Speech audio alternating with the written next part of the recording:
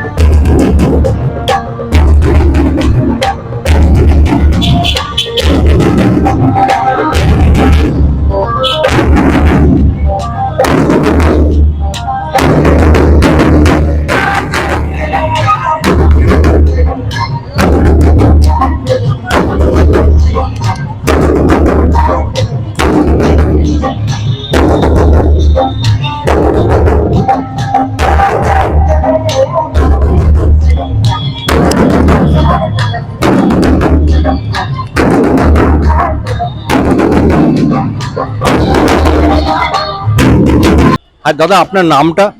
দীপেন মন্ডল। তোর নাম? আমার নাম নেহা মন্ডল। আচ্ছা, এই যে ধামসা বাজাচ্ছিস তুই, তো এটা কার কাছ থেকে শিখলি? এটা আমি আমার স্যারের কাছ থেকে শিখেছি, যে আমার গুরু, তার কাছ থেকেই শেখা এটা। সে গুরু কোথায় থাকে? থাকে গাতি গঙ্গানগরে। গঙ্গানগর মানে এটা কোন জায়গায়? এটা মধ্যমগ্রাম। আচ্ছা, মধ্যম গ্রামে। এটা মূলত ধামসা যে যারা বাজায় মূলত তারা পুরুলিয়া বা বাঁকুড়া। তো এইখানে মধ্যম গ্রামের মতন একটি জায়গায় এটা কিভাবে এলো? তোরা আবার কিভাবে শিখলি তুই? এটা আমাদের অ্যাকচুয়ালি বলতে গেলে আমাদের স্যার শিখেছিল, তো স্যারের থেকেই আমাদের শেখা। আচ্ছা, স্যারের থেকে। তোর নামটা আরেকবার বল। আমার নাম নেহা মন্ডল। আচ্ছা, এটা কতদিন ধরে তুই শিখছিস? এই 13 বছর। 13 বছর। আচ্ছা, এই যে ধামসার যে সুর, এই যে বাজালি, এখন যেটা বাজালি, এটাকে কি বলে? তাল। হ্যাঁ, তালটা, সুর বা তাল। এটা একটা আদিবাসী গানের উপরে, হ্যাঁ হ্যাঁ সেই হিসাবে মিউজিক যেরকম বাজছে তার হিসাব করে এটাকে বাজে। হ্যাঁ। তো মানে বাজনা বা বাদ্যযন্ত্রে যে তাল তো হয় কিছু, এইটা এই তালে এই তালে। তাল তো আমরা ঠিক সেভাবে জানি না, আমাদের যেভাবে শিখিয়েছে আমরা সেভাবেই শিখি। আপনি কোথা থেকে শিখেছেন? আমি আমার মেয়ের কাছ দিয়ে শিখি। আপনি মেয়ের কাছ থেকে শিখেছেন। খুব ভালো লাগলো, বাবা শিখছে মেয়ের কাছে। নাচ করে। নাচও করিস? হ্যাঁ, আদিবাসী নাচ। আমাদের আদিবাসী নাচ হয়, ছৌ নাচ। আচ্ছা, তো ওখান থেকেই স্যারের সাথে যোগাযোগ, স্যার আমাদের বাড়ির ওখানেই থাকে, তো সেখান থেকেই স্যারের সাথে করা। তুই পড়াশোনা করিস? হ্যাঁ। কোন ক্লাসে পড়িস? 9। 9-এ পড়ছিস। তো এই যে ধামসা নিয়ে এসেছিস এইখানে, তো তোর পড়াশোনার কিছু ক্ষতি হচ্ছে না? না, পড়াশোনার কোনো ক্ষতি হয় না। আজকে তুই আমাকে বল যে ধামসা বাজাচ্ছিস বা আদিবাসী নাচ বা আমাদের যে লোক সংস্কৃতি আছে তার সঙ্গে তুই জুড়ে আছিস এবং এটাকে এগিয়ে নিয়ে যাওয়ার চেষ্টা করছিস। হ্যাঁ, তো এইটা মানে তোর কত দূর তোর একটা আশা আছে তো সে? হ্যাঁ, এটা আমার আশা আছে, আমি এটা ছোট থেকে শিখেছি, এই কালচারটা নিয়ে বড় হয়েছি, তো এটা আশা আছে যে এটাকে নিয়ে এগিয়ে যাওয়ার। তো তোর এই ইচ্ছেটা যেহেতু এটা তোর বাবার কাছ থেকে বা ঠাকুরদার কাছ থেকে মানে বংশ পরম্পরা এটা নয়, তা ইচ্ছেটা কিভাবে যাক? এটা ইচ্ছেটা হচ্ছে আমাদের স্যারের ওখানে একটা শো হয়েছিল, তো সেই শো থেকে করা এটা। আমার ওটা ভালো লেগেছিল বলে আমি এই কালচারটাতে এসেছি। আচ্ছা, মেয়েরা মূলত এই ধামসা বা মাদল খুব কম দেখা গেছে, বা এতে ইন্টারেস্টও কম, কিন্তু তোর ইচ্ছেটা মানে এটা দেখেই শুধু জাগলো না মাস্টার মশাই বা আরো পারিপার্শ্বিক আরো আমি দেখেই করেছিলাম। দেখেই তোর এটা হ্যাঁ। জেগেছিল? তারপরে তুই কি করলি, মাস্টার মশাইয়ের কাছে গেলি? হ্যাঁ, মাস্টারমশাইয়ের কাছে গেছিলাম। মাস্টারমশাই হচ্ছে আমার মায়ের মাস্টার ছিলেন। আচ্ছা, তোর মাও কি এই ধামসায় বা অন্য কিছু? না না, তখন স্যার এসব করতো না, তখন স্যারের ব্যায়াম পিটি এইসব ছিল, তারপর ব্যান্ড ছিল, তো তখন থেকেই করা। মায়ের সাথে সাথে আমিও করেছি। মাও কি ধামসাই শিখেছিল না মাদল না অন্য? মা অন্য কিছু শিখেছিল। মা কোন বাদ্যযন্ত্র ছিল? মা ওই ব্যান্ড ছিল, তারপরে পিটি ফিটি ছিল এগুলো। আচ্ছা, তা এখনো কি মা কি এই মানে এই সংস্কৃতি? না, মা এখন আর করে না, এখন আমরাই করছি। মা মাঝে মধ্যে আমাদের সাথে যায়। হ্যাঁ দাদা, আপনার মেয়ে এই ধামসা বাজাচ্ছে বা এই লোক সংস্কৃতি, আপনার তো একটা গর্বিত হওয়ার জায়গা আছে। তো আপনি চাইছেন, আপনি আবার মেয়ের কাছ থেকে শিখেছেন, কতদূর মেয়ে এইটা নিয়ে যেতে যাবে সেটা যদি বলেন। মেয়ে যতদূর যেতে চায় আমি মেয়েদের কোনোদিন আটকাইনি। আচ্ছা। ওর বয়স যখন 9 বছর তখন থেকে এই বাজনা, নাচ, ব্যান্ড বাজানো, তারপরে রণপা, এরকম অনেক নাচ আছে, নৃত্য আছে, সেগুলো করেছে। এই বাজনা শিখেছে, আমাকেও এই লাইনে নিয়ে গেছে যে তুমি চলো আমাদের সঙ্গে, বাড়িতে থাকো, বাড়িতে বসে কাজ করো, তো আমাদের সঙ্গে যাবে প্রোগ্রামে, তোমারও কয়টা পয়সা হবে। সেই হিসাবে আমার মেয়ের কাছ দিয়ে শিখে তারপরে আসে। আচ্ছা নেহা, তো এই কাজটা করতে গিয়ে বা এইটা শিখতে গিয়ে বা বাজাতে গিয়ে তোর কি কোনো জায়গা থেকে, আমাদের সমাজের থেকে কোনো জায়গা থেকে কি বাধা এসছে? না, বাধা আসেনি। তোর গ্রামে বা যেখানে আছিস সেখান থেকে কোনো বাধা? না, ওখান থেকেও কোনো বাধা আসেনি। ওরা সবসময় বলেছে তুই কর, তোদের পাশে আমরা আছি। ওরা সবসময় আমাদেরকে সাপোর্ট করে এসেছে, আর এখনো করছে সাপোর্ট। তো এবার এইটা আমাকে বল যে আজ এই ধামসা বাজাচ্ছিস, তুই নাচ শিখিস, তো এটা কত দূর তুই এগিয়ে নিয়ে যেতে চাস? তা আমি যতদূর পারবো আমি এগিয়ে নিয়ে যাবো। আচ্ছা, এই যে লোক সংস্কৃতি বা আমাদের নানান যে সংস্কৃতির ওপর আমাদের রাজ্য সরকার অনেক কিছু অনুদান দেয়, সেটা কি তোর কোনো রকম ভাবে কিছু পেয়েছিস? না না না, আমরা কিছু পাইনি, আমাদের গ্রুপ থেকেও কিছু পাওয়া হয়নি। পুরুলিয়া বা বাঁকুড়া আমাদের যে রাঢ় ভূমি আছে, সেই রাঢ় ভূমির প্রধান বাদ্যযন্ত্র যেগুলো, তার মধ্যে একটা ধামসা, তারপরে মাদল। তো এই পুরুলিয়া বা বাঁকুড়ার যে ধামসা, সেটি আমাদের উত্তর 24 পরগনার মধ্যম গ্রামের আমাদেরই বাংলার ভূমিপুত্র বা বাঙালি সন্তান যে বাজাচ্ছে, রীতিমতো চর্চা করছে এবং এই ধামসা বা মাদল বা লোক সংস্কৃতিকে এগিয়ে নিয়ে যাচ্ছে, এটাই আমাদের বড় পাওনা। আজকে আমরা সেই তাদের কাছে এসেছি, তাদের কথা শুনতে। আজকাল মেয়েরা যে এই ধামসা বা এই ধরনের লোক সংস্কৃতির সঙ্গে বা এই বাজনা বাজাচ্ছে, এগিয়ে আসছে, এটাই আমাদের অনেক বেশি বাঙালি হয়ে আমরা গর্বিত যে বাংলার মেয়েরাও আজকে নানান দিকে তাদের প্রতিভা আমাদের কাছে তুলে ধরছে।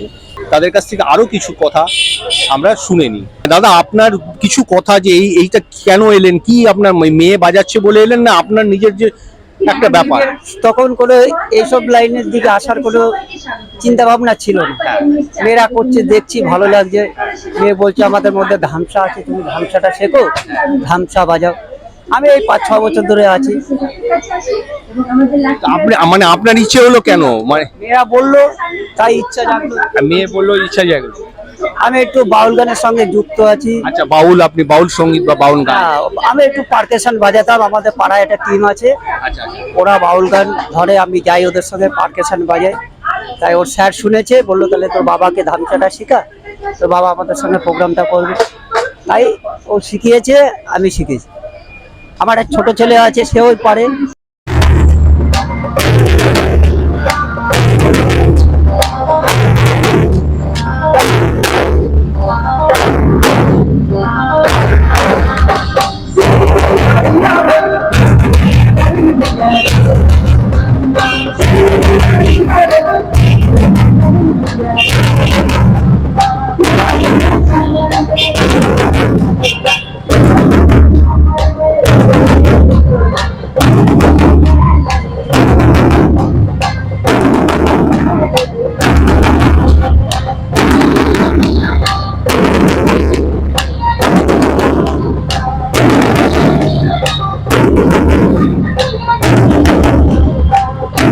এবার তোর কাছ থেকে জিজ্ঞাসা করি, তুই যেহেতু ধামসা বাজাচ্ছিস বা লোক সংস্কৃতি বা আমাদের বাদ্যযন্ত্রের সঙ্গে আছিস, যদি কোনো মেয়ে তোর মতন ইচ্ছে জাগে ধামসা বাজাবো বা মাদল বাজানো শিখবো, তাহলে কি করতে হবে? তাহলে আমাদের গ্রুপ আছে, আমাদের স্যারের সাথে যোগাযোগ করতে হবে, উনি বলে দেবে কি করতে হবে।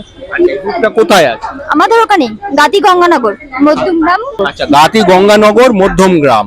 এটা এই আমাদের ধামসা বা মাদল বাজাতে যারা ইচ্ছুক বা ভালোবেসে বাজাতে, তো তারা আসার আগে তাদের কি বার্তা দিবি আর কি? তাদেরকে তো আগে প্রথমে শুনতে হবে যে কার কেমন ইচ্ছা আছে, তারপরে সেই বুঝে আমরা শেখাবো তাদেরকে। আর আমাদের যে গুরু আছে সেই বলে দেবেন। তো গুরুর নাম কি? বিধানচন্দ্র দাস। বিধানচন্দ্র দাস। আচ্ছা, উনিও কি মানে ওই মধ্যমগ্রামেই থাকে? হ্যাঁ, উনি ওখানেই থাকে। তো ওনাকে সবাই বুড়োদা বলেই চেনে এক ডাকে। তো ওনার ভালো নাম হচ্ছে বিধানচন্দ্র দাস। আচ্ছা, তুই কি পুরুলিয়া বা বাঁকুড়া কোনোদিন হ্যাঁ গেছিস? হ্যাঁ, অনেকবার বহুবার গেছি।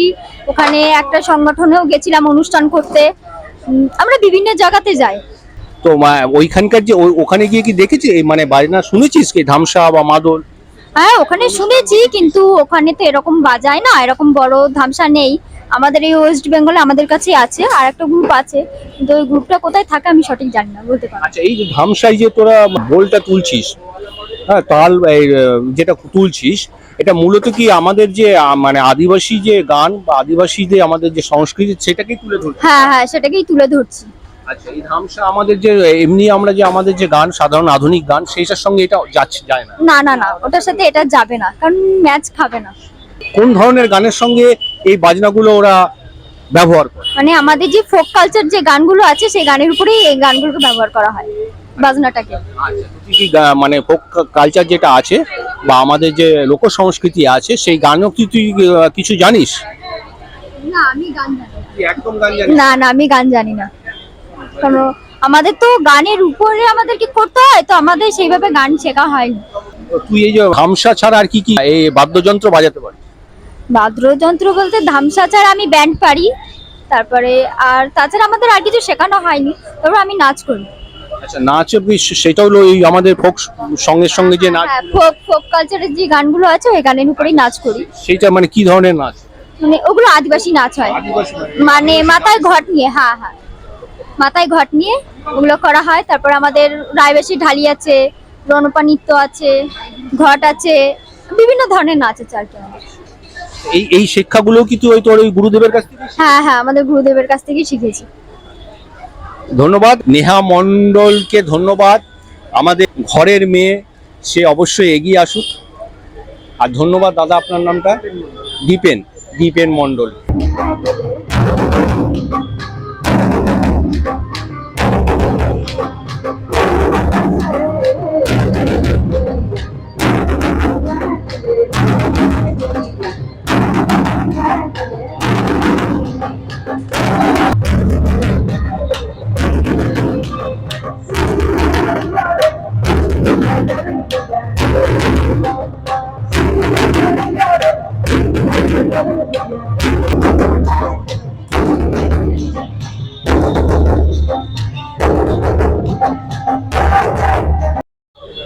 আমরা আজকে এই শিয়ালদায় স্মার্ট বাজারের বাইরে আমরা আমাদের লোক সংস্কৃতি, পশ্চিমবঙ্গের লোক সংস্কৃতির যে বাদ্যযন্ত্র ধামসা, তার ওপর এই ধামসা যারা বাজান, তা আমাদের মধ্যমগ্রামের এক দাদা, মধ্যমগ্রামের দাদার মেয়ের কাছেই তার এই ধামসা বাজানো শেখা। আমাদের ঘরের মেয়েরা আজকে অনেকটা এগিয়ে এসছে, তারা ধামসার মতন বাদ্যযন্ত্র যে বাজাতে পারে সেটা দেখিয়ে দিয়েছে নেহা মণ্ডল। আপনারা আশীর্বাদ করুন নেহাকে, যেন সে অনেক দূরে যায়। ভিডিওটি ভালো লাগলে অবশ্যই লাইক, শেয়ার এবং সাবস্ক্রাইব করবেন। জিরো ব্যালেন্সের সঙ্গে থাকবেন, ভালো থাকবেন, সুস্থ থাকবেন, সমস্ত ধরনের সংস্কৃতির সঙ্গে থাকবেন, সমস্ত ধরনের সংস্কৃতি চর্চা করবেন। অবশ্যই আমাদের পশ্চিমবঙ্গের যে আদি সংস্কৃতি এবং লোক সংস্কৃতিকে এগিয়ে নিয়ে যাবার জন্য আপ্রাণ চেষ্টা করবেন।